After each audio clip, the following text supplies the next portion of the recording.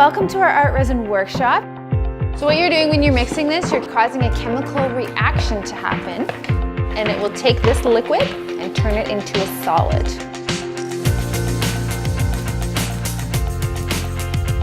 Today we're coating a liquid art panel using ResinTint and ArtResin to make a flow art piece.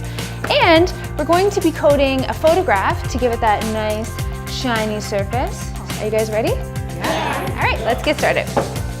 So next we're actually going to pour the ArtResin right onto your photo. It's thick like honey, right? So you do have some control. So just pull it and push it along, and it should just stay there. Yeah, just keep your torch moving at all times. See how it takes all those bubbles out? Just like that.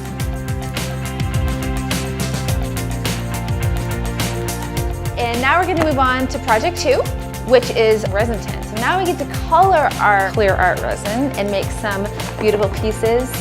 So the nice thing about ResinTint is you can use any color combo you want. We've got 24 colors. And there's really no rules here. You're going to just go with the flow, get it, and see what happens. It's satisfying, right? I loved it. We loved it. It was amazing.